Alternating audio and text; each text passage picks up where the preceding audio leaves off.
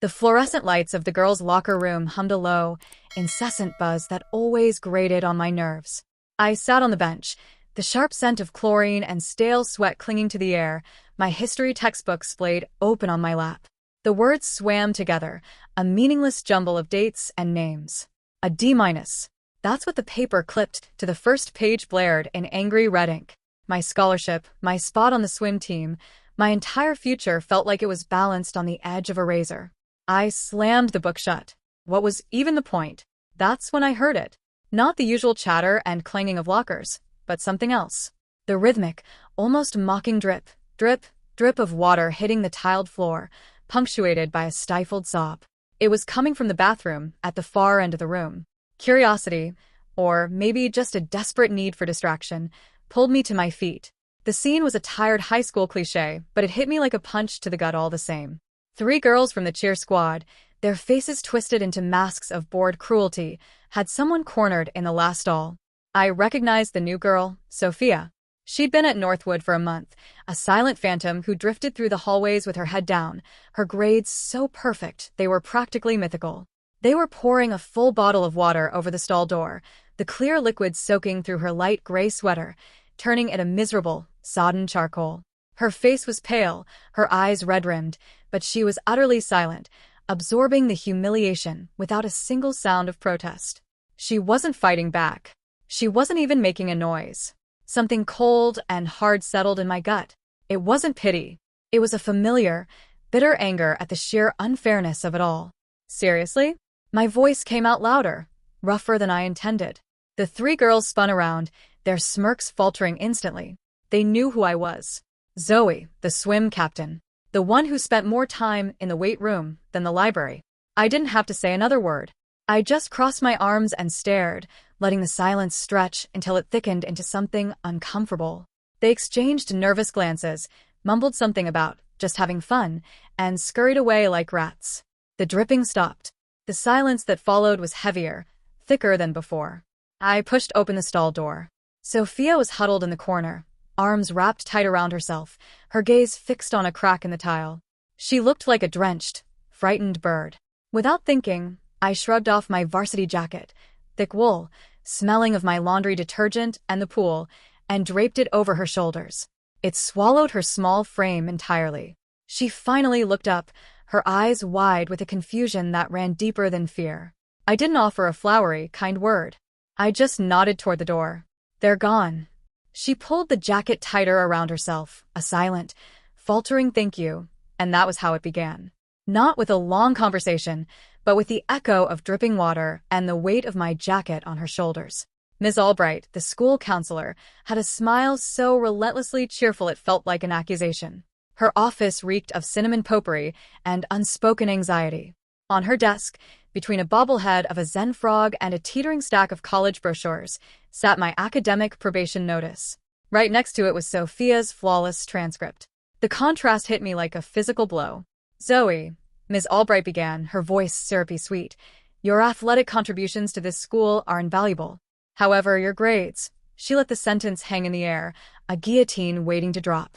And Sophia, she turned, her smile softening into something patronizing.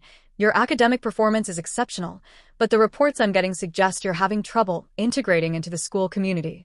I could feel the trap closing around me. I stared at the poster on her wall, a mountain climber with the word perseverance blared underneath in bold capital letters. I wanted to tear it off the wall. So, I have a proposal, she chirped, clasping her hands together like she'd just thought up the cure for world hunger. The peer mentorship program. Sophia, you'll tutor Zoe in history and English to get her grades back on track. In return, Zoe, you'll help Sophia get more involved. Show her the ropes of Northwood. It wasn't a proposal, it was a sentence. My freedom, my future, tethered to the one person who embodied everything I wasn't. This quiet, perfect girl wasn't my savior. She was my warden. I glanced at Sophia. She was staring at her hands, folded neatly in her lap, and gave a small, almost imperceptible nod. Of course, she agreed. It was probably another requirement for some advanced honors society, another box to tick on her perfect resume. Community service. Rehabilitated the hopeless jock. It's settled then, Ms. Albright declared, beaming as if she'd just brokered a global peace treaty. Library. Tuesdays and Thursdays. 4 o'clock sharp. I didn't say a single word as we left her office. The hallway felt too narrow, the walls closing in. Sophia walked beside me, the silence between us a living, breathing thing. I could feel her glancing at me, probably trying to formulate some encouraging, straight-a-student platitude. I couldn't stand it another second. "Look," I said, stopping so abruptly, she almost walked straight into me. "Let's get one thing straight. You do your tutoring thing, I show up. You get your volunteer hours, I stay on the swim team. This isn't a friendship. It's a contract." Got it.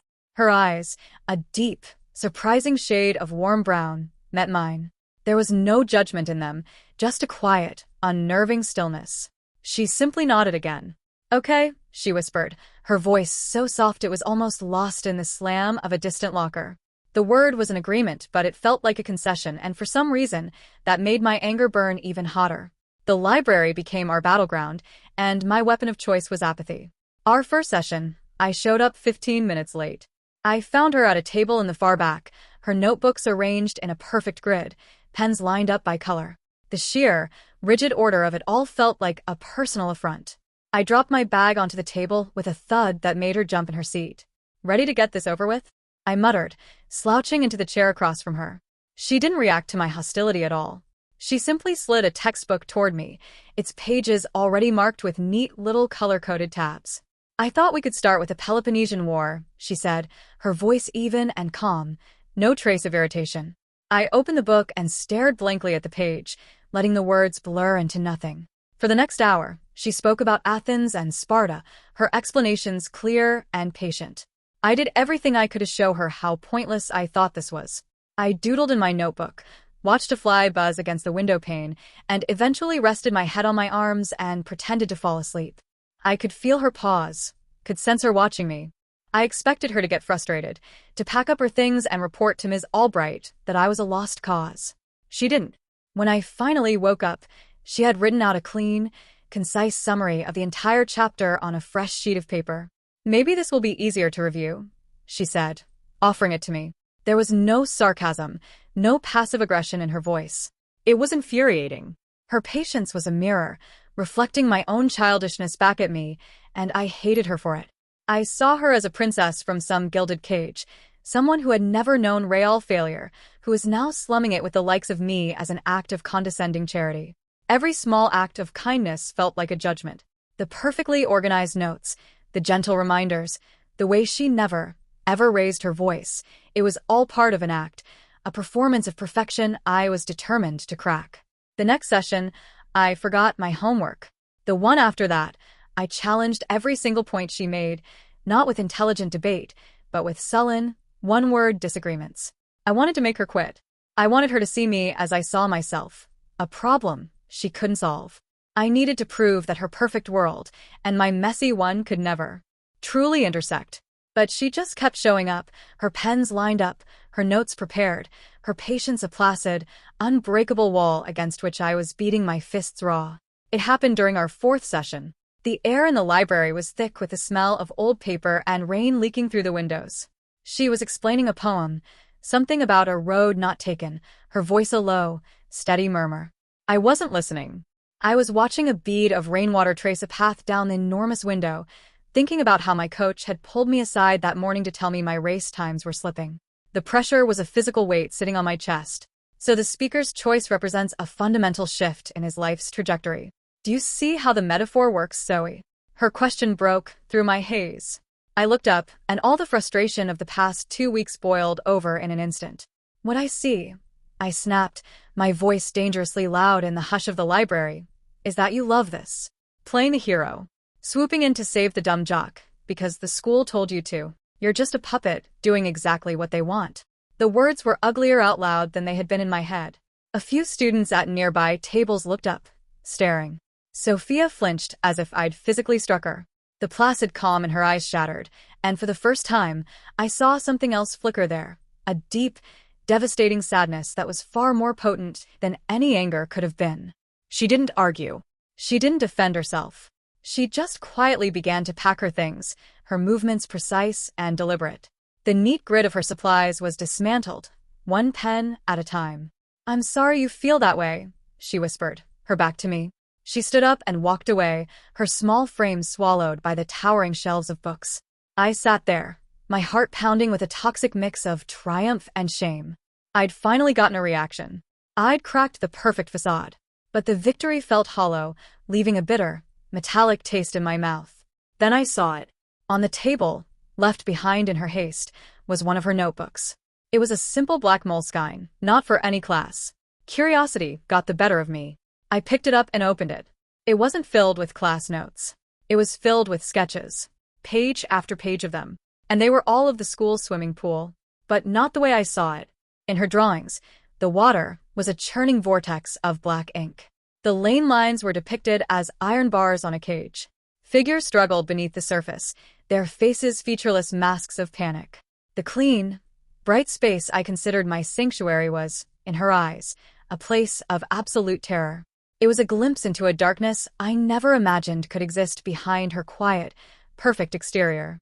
The mirror didn't just crack, it splintered into 1,000 pieces, and I was left staring at a reflection I no longer recognized. The guilt from the library incident was a low, constant hum beneath the surface of my days. I avoided the library, took different routes between classes, and found myself scanning the cafeteria for her, half hoping and half dreading to see her. She wasn't there. Not once. The truth came out by accident. I was in the guidance office, dropping off a form for my coach, when I overheard Ms. Albright talking to the history teacher, Mr. Harrison. "It's a real shame about Sophia," Mr. Harrison was saying, his voice laced with genuine disappointment. That research internship at the State University was a once-in-a-lifetime opportunity for a high school student. To turn it down flat. She said she had a prior commitment, Ms. Albright replied, shuffling some papers. Something about a mentorship program she felt was very important. You know how she is. Incredibly dedicated, to a fault. The words hit me like a freight train. An internship. At the university. A paid, prestigious one, I would later find out.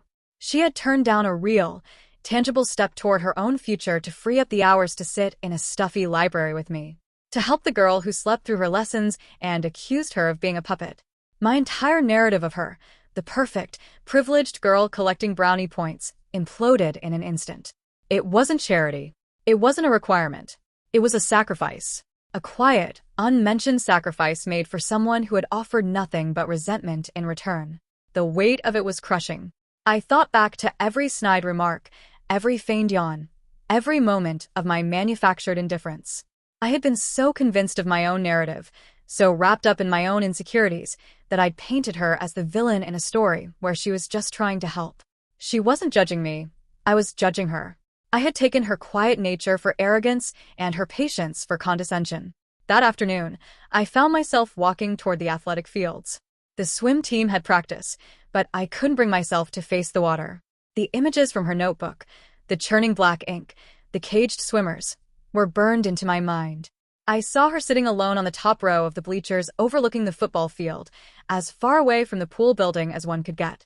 She was just staring into the distance, my varsity jacket, which she'd been wearing every day since the locker room incident, wrapped tightly around her. She wasn't the perfect girl on a pedestal anymore. She was just a person, carrying a weight I couldn't begin to understand, who had chosen to help carry mine as well. The metal steps of the bleachers groaned under my weight as I climbed. Each step felt heavy, deliberate. When I reached the top row, I didn't sit right next to her. I left a respectful space between us, a silent acknowledgement of the chasm I had created. For a long time, neither of us spoke. We just watched the track team run drills on the field below, their movements fluid and distant. "I'm sorry," I said finally, the words feeling clumsy and inadequate in the open air. What I said in the library, it was out of line. It wasn't true. Not even a little bit. She didn't look at me, but I saw her hands tighten their grip on the edge of the wooden seat. "Why did you say it?" she asked, her voice quiet but clear, carried on the cool afternoon breeze. I had to be honest. It was the least I owed her. Because it was easier, I admitted, my gaze fixed on the horizon. It was easier to think you were perfect, and I was a mess, and we were from different planets. It was easier than admitting I needed help, and that maybe you were just being kind. A fragile silence settled between us again. I thought about the sketches in her notebook, the ones that had turned my safe haven into a prison. "Your drawings," I started hesitant. "The pool, you're terrified of it." She finally turned her head, and her eyes met mine. There was a vulnerability there I'd never seen before, a rawness that made my chest ache. "When I was 6, she said, her voice barely a whisper, "I fell into a lake. I was underwater for, I don't know how long, but it felt like forever. Ever since then, I can't." Even the smell of chlorine, she trailed off, hugging my jacket tighter around herself. "It makes it hard to breathe." Suddenly, everything clicked into place. Her avoidance of the pool area, her presence at the far-off bleachers, the terror in her art. It wasn't just a fear, it was a ghost she carried with her every single day. And here I was, captain of the swim team, a person who found peace in the very thing that haunted her. "You turned down the university internship," I said, making it a statement, not a question. She gave a small shrug, a gesture so self-effacing it hurt. "Tutoring you felt important. Ms. Albright said you might lose your scholarship. I know what it's like to feel like you're drowning." The simple, profound empathy in her words dismantled the last of my defenses. We sat there, the angry jock and the quiet scholar, and for the first time, we weren't our labels. We were just two people with our own private fears, our own invisible struggles. An olive branch had been extended, not in grand words, but in the shared quiet of a confession. The contract was void. In its place, something new began to grow, something unwritten and organic. Our sessions in the library changed. I still struggled with Shakespeare, but now, when Sophia explained the themes of betrayal in Julius Caesar, I listened. I started asking questions. I did the reading. I saw the effort she put in, the diagrams she drew to explain historical timelines, the way she found videos to make complex concepts stick, and I started to match it. My D- in history turned into a C+, then a B-. It felt like a small miracle. But the tutoring was no longer a one-way street. I started to notice things. How Sophia would shrink into herself when a group of loud students walked past us in the hall. How she'd drop her gaze to the floor when a teacher called on her, even when she knew the answer better than anyone in the room. Her brilliance was a fire she kept banked, terrified of it drawing unwanted attention. One afternoon, as we were leaving the library, the same girls from the locker room incident walked toward us, laughing loudly. I saw Sophia instinctively tense, ready to fold into herself and disappear. I didn't break stride. I subtly shifted my position, placing myself slightly between her and them, and kept walking. It was a small, almost imperceptible gesture, but I felt her shoulders relax beside me instantly. "You have to take up space," I told her later as we sat on the bleachers, now our designated spot. "Walk like you own the ground you're standing on. Shoulders back. Head up." They prey on people who look like they're ready to run. It became our new curriculum. While she taught me the structure of a 5-paragraph essay, I taught her how to project her voice.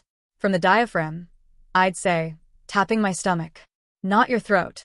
We practiced in the empty auditorium, her soft hello gradually gaining volume until it echoed in the vast, empty space. A small, triumphant smile bloomed on her face, and I felt a surge of pride that was more satisfying than winning any race. She, in turn, showed me a different kind of strength, the strength of patience, of methodical persistence. "You attack your schoolwork the same way you attack the water," she observed one day, looking over my frantic, messy notes. "All brute force. You need to learn technique, how to breathe through the hard parts." She taught me how to outline, how to break down huge assignments into manageable pieces. She taught me that intelligence wasn't just about knowing the answer, it was about knowing how to find it. The athlete and the scholar, we were trading strengths, shoring up each other's weaknesses. We were building a bridge between our two worlds, and it was stronger than either of us could have been alone. The idea came to me late one night, as I was staring at my ceiling. It was bold, maybe even reckless. The next day, I found Sophia on the bleachers, her sketchbook open in her lap. "I have a proposition," I said, my heart thudding a little faster than usual. "You help me pass my calculus final, and I'll help you with the water." She looked at me, her eyes wide with a mixture of terror and something else, a flicker of quiet curiosity. "How?" she whispered. "My dad is the night janitor here," I explained. "He has keys. All the keys. We can have the pool to ourselves. No people. No pressure. Just you and me. We'll go slow. As slow as you need. No rush, ever." It took her a full day to agree. The night we chose was moonless, the sky a blanket of dark velvet. The school was an eerie, silent shell of its daytime self. The only sounds were the squeak of my sneakers on the linoleum and the jangle of the keys in my hand. When I unlocked the door to the natatorium, the wave of chlorinated air that hit us was so thick you could taste it. I felt Sophia stiffen beside me, her breath catching in her throat. "We don't even have to get in tonight," I said quickly, my voice low and steady. "Tonight, we just sit. That's it." We sat on the edge of the pool, our feet dangling above the still, turquoise water. The vast room was lit only by the underwater lights, which cast rippling, ghostly patterns on the high ceiling. It was beautiful and serene to me, but I could feel the tension radiating from Sophia in waves. She was rigid, her hands gripping the edge of the concrete so tightly her knuckles were white. We sat in silence for nearly an hour. I didn't push her. I didn't offer empty platitudes. I just sat with her in her fear, a quiet, steady presence. I told her stories about my swim meets, about the feeling of gliding through the water, the world silenced except for the sound of my own breathing. I tried to lend her my memories, to paint the water not as a monster, but as a place of peace. Eventually, her grip on the edge loosened. She uncurled her fingers one by one. Then, taking a shaky breath, she lowered her feet until her toes brushed the surface of the water. She gasped and pulled back instantly, but then, with a look of fierce determination on her face, she did it again. She let her feet submerge fully in the cool water. "It's cold," she stated, her voice wavering slightly, but it was just an observation. An objective fact. Not a cry of panic. It was a monumental victory. As we packed up to leave, I saw that the fear in her eyes hadn't vanished, but it was no longer all-consuming. It was sharing space with a new emotion, resolve. I realized then that being a protector wasn't just about throwing a punch or scaring off bullies. It was about this. About sitting in the dark with someone, next to the thing that terrifies them most, and being the anchor that keeps them from drifting away. Our alliance did not go unnoticed. We were an odd pair, the school's top scholar and the academically on-the-brink jock. We walked the halls together, studied in the library, and shared lunches on the bleachers. The whispers started small, like static, then grew into a clear, malicious broadcast. The architects were, unsurprisingly, the same girls from the locker room. The rumor was cleverly designed to hit us both where we were most vulnerable. The story they spun was that Sophia wasn't tutoring me, she was feeding me test answers. That my sudden academic improvement wasn't the result of hard work, but of high-level cheating. And I, in turn, was just using the lonely new girl to secure my eligibility for the team, ready to drop her the moment my grades were safe. It was a poison dart aimed straight at the heart of our trust. The first time I heard it, I laughed it off. But the rumor had legs. I started to see it in the way other students looked at me, a new, knowing smirk. Teachers started watching me more closely during tests. Even my coach pulled me aside, his face grim. "I'm hearing things, Zoe. You need to tell me if there's any truth to them." The accusation stung, but what hurt more was the insidious seed of doubt it planted in my own mind. I looked back at the past few months. Had I been using her? Was my motivation purely selfish at its core? The rumor preyed on my deepest insecurity, the belief that I wasn't smart enough, that I was and always would be a fraud who needed a crutch. I tried to talk to Sophia about it, but I didn't know how. How do you ask someone, "You don't think I'm just using you, do you?" without sounding guilty? The ease between us became strained. A subtle tension crept into our library sessions. I felt like I was under a microscope, needing to prove that my every question was genuine, that every correct answer on my homework was my own. The worst part was seeing what it did to Sophia. The confidence she had been so carefully building began to erode. The bullies had found a new, more effective weapon than water bottles. They were isolating her again, not by cornering her in a bathroom, but by framing her kindness as a weakness, a tool for my manipulation. Our friendship, the thing that had become a sanctuary for both of us, was being twisted into something ugly, and I had no idea how to fight back. The rumor escalated into a full-blown crisis. A copy of the upcoming history finals answer key was discovered in my gym locker. It was an obvious plant, tucked neatly inside one of my running shoes, but the administration had to act. I was called into the principal's office and formally accused of academic dishonesty. The consequences were stark. Immediate suspension from the swim team, a 0 on my final transcript, and the guaranteed loss of my scholarship. My world tilted on its axis. The disciplinary hearing was held in a sterile conference room that smelled of floor wax and judgment. I sat at one end of a long, polished table, facing the principal, Ms. Albright, and my history teacher. My parents were out of town for work. I was alone. I felt a familiar, hopeless anger rise in my throat. It was my word against the popular kids. I knew how this story ended. They presented the evidence. They asked their loaded questions. I denied everything, but my voice sounded thin and unconvincing even to my own ears. I was already convicted in their eyes. The dumb jock finally took the easy way out. Then, the door slammed open. Sophia walked in. She was holding a thick folder, and her face, though pale, was set with a resolve that seemed to make her taller, bolder, than I'd ever seen her. "I have something to add," she said, her voice not loud, but carrying a weight that commanded the entire room's attention. The principal looked annoyed. "Miss, this is a closed disciplinary hearing. I'm Zoe's tutor. I believe my testimony is not just relevant, but critical." She didn't wait for permission. She walked to the table and opened her folder. Inside were pages and pages of my work from the past 2 months. My messy first drafts covered in her neat reading corrections. My practice quizzes showing a clear, gradual improvement in my scores. Our study schedules, documented in meticulous detail. "This is Zoe's progress," she said, her voice steady and clear. She laid the papers out, one by one, for the panel to see. "This is the essay outline we worked on for 3 hours, going through 3 full revisions. This is the quiz she took 4 times before she scored above a 70, with every mistake corrected and explained in her own handwriting. And this," she pushed a final paper forward, "is her final essay for the semester. It's not in a paper. It's a B-. It's clumsy in places, and the thesis is a little underdeveloped. It's the work of someone who is trying, learning, and growing, not someone who is cheating." She then turned her sharp, logical mind on the accuser's story, dismantling it piece by piece. She pointed out logical fallacies, inconsistencies in their timeline, gaps in their story that no one had bothered to question. She, the quiet girl who once couldn't speak up in class, was cross-examining the system with the precision of a seasoned lawyer. She was risking her own perfect reputation, her spotless record, her future college admissions, to stand in the fire with me. She wasn't just my tutor or my friend. In that moment, she was my defender. And as she spoke, I felt the hopelessness inside me recede, replaced by a profound, overwhelming sense of awe. The charge was dropped.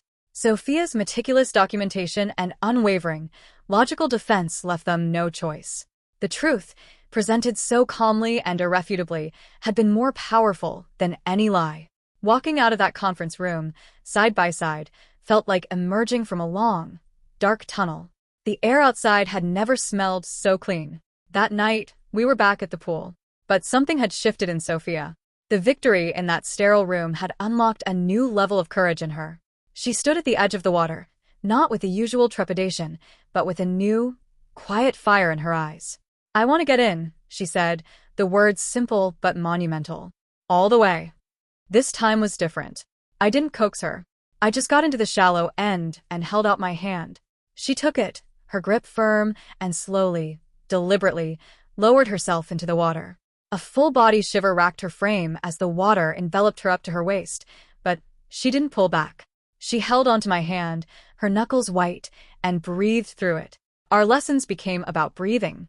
I taught her how to blow bubbles, a childish exercise that was the foundation of all swimming.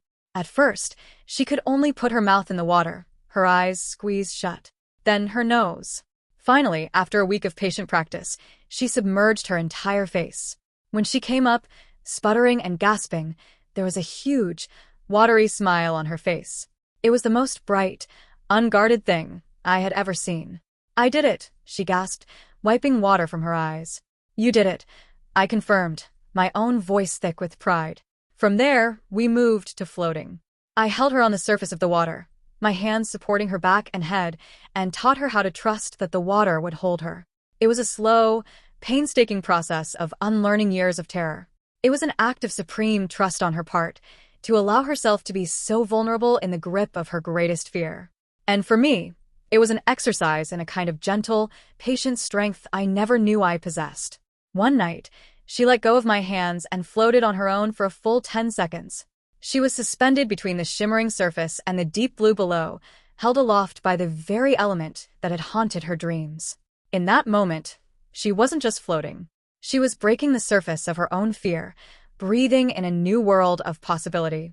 In the last week of school, Northwood hosted its annual aquatic gala, a glorified swimming exhibition for parents and students. It wasn't a competitive meet, more of an end-of-year celebration. There were fun relays, diving competitions, and a few showcase heats for the varsity team. Tucked away at the bottom of the program was a single 50-meter community heat, open to anyone in the school. 2 days before the event, Sophia came to me, the program clutched in her hand. She had a look of nervous determination on her face. "I want to do it," she said, pointing to the community heat. I was stunned. "Sophia, you don't have to prove anything to anyone. Not to the school, not to the girls, not to me." "I know," she said, her gaze unwavering. "This isn't for anyone else. It's for me. I want to swim a full lap. In front of people. I want to take back what the water took from me." On the day of the gala, the natatorium was packed. The air was hot and loud, filled with cheering, splashing, and the shrill blast of the starter's whistle. I swam my events, my mind only half on my own performance. My real focus was on Sophia. I watched her from the sidelines as she stood behind the starting blocks for her heat. She was a small, determined figure in a simple black swimsuit, surrounded by a few faculty members and other amateur swimmers. She looked terrified, but she didn't back down. Not even an inch. When the whistle blew, she didn't dive. She slid into the water and pushed off the wall, her movements slow and deliberate, not graceful, but incredibly powerful. The crowd's attention was on the faster swimmers, but my eyes were locked on her. I watched her kick, her arms pulling through the water, her face turning for each labored breath. I wasn't watching a race. I was watching a mountain being climbed. Every stroke was a testament to the nights we had spent in this pool, to her quiet, relentless courage. I saw the 6-year-old girl who fell into the lake, the teenager who drew pictures of drowning, the young woman who is now, stroke by stroke, rewriting her own story. My own gold medals, hanging in my room at home, suddenly felt like cheap trinkets compared to the magnitude of what she was accomplishing. She wasn't just swimming. She was conquering a ghost. She was the last one to finish the lap, long after the others had climbed out of the pool. The clock didn't matter. The placement didn't matter. All that mattered was the moment her hand touched the wall at the far end. A smattering of polite applause rippled through the crowd, most of whom didn't understand the significance of what they'd just witnessed. But I did. She clung to the wall for a moment, her chest heaving, her breathing ragged. Then, she slowly pulled herself out of the water, her muscles shaking with exhaustion and adrenaline. She didn't look at the crowd or the timer. Her eyes scanned the deck until they found mine. I pushed through the throng of people and met her at the edge of the pool. She was dripping and shivering, but her face was luminous. Without a word, she wrapped her arms around me, burying her face in my shoulder. It wasn't a celebratory hug. It was a grounding one, a silent, profound acknowledgement of everything we had been through together. I held her, the wet chill of her suit seeping through my shirt, and felt a wave of emotion so strong it almost buckled my knees. "Thank you," she said, her voice thick with tears, into my shoulder. "Thank you for not letting me be afraid anymore. You did this," I whispered back, my own voice hoarse. "You were the one who was brave enough to get in the water. All I did was stand beside you." In that moment, standing in the noisy, chaotic natatorium, I understood something fundamental. My grades had improved over the last few months, not just because Sophia was a good tutor, but because for the first time, I had allowed myself to believe I was worth the effort she was putting in. Her belief in me had become a quiet, steadying force, allowing me to finally believe in myself. We had started this journey as a forced contract, a transaction, but it had become a salvation. We had been an anchor for each other, in very different seas. The fat envelopes arrived in the same week, delivering our futures in crisp, official letterhead. We sat on the familiar top row of the bleachers, the worn wood warm beneath us from the summer sun, and opened them together. The same university logo was printed on both acceptance letters. Sophia was in for education, a path that seemed so perfectly, beautifully suited for her patience and brilliance. I had been accepted into their sports science program, my improved grades just enough to secure my spot alongside my athletic record. We didn't scream or cheer.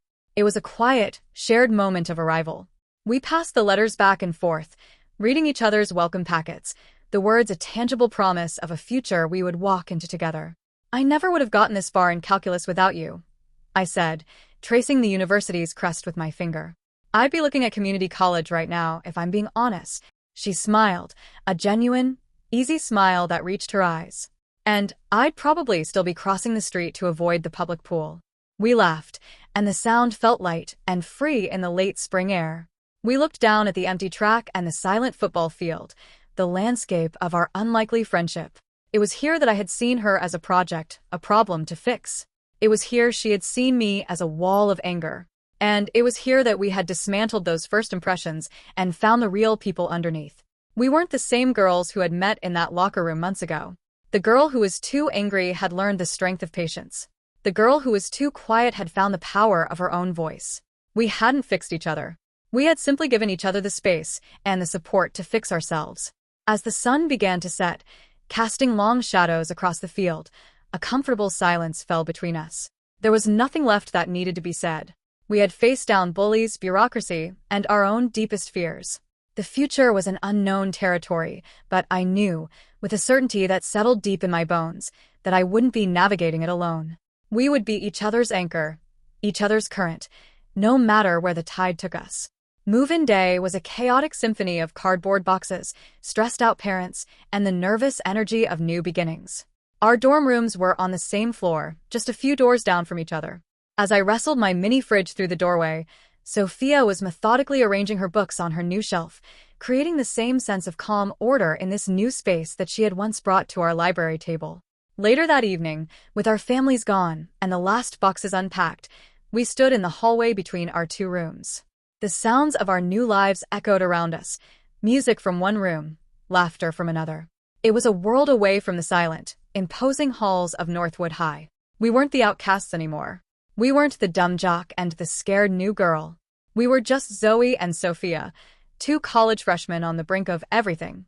But the echoes of the girls we used to be were still there, not as ghosts, but as foundations. I looked at her, standing there in the warm, dim light of the dorm hallway, and I saw the quiet strength she had taught me. The strength that comes not from loud force, but from quiet perseverance. And I hoped that when she looked at me, she saw a reflection of the courage I had only been able to show her she already possessed. The philosophy of girls help girls isn't a grand, sweeping gesture. It's not always a dramatic rescue. Sometimes, it's a quiet, thankless sacrifice. It's lending someone your jacket when they're cold and humiliated. It's patiently explaining the same math problem for the 10th time. It's standing up in a sterile conference room and speaking truth to power, not for yourself, but for someone else. It's sitting in the dark by a pool, just so someone doesn't have to face their fear alone. We gave each other a brief, solid hug, a silent promise to continue being that for each other. As I walked into my own room and closed the door, I knew this was just the beginning. Our story wasn't one of a single, shared victory, but of a bond forged in vulnerability, one that would continue to shape us, support us, and propel us forward. One had been the anchor, holding fast against the storm. The other had been the current, showing the way forward. Together, we had learned how to navigate the ocean.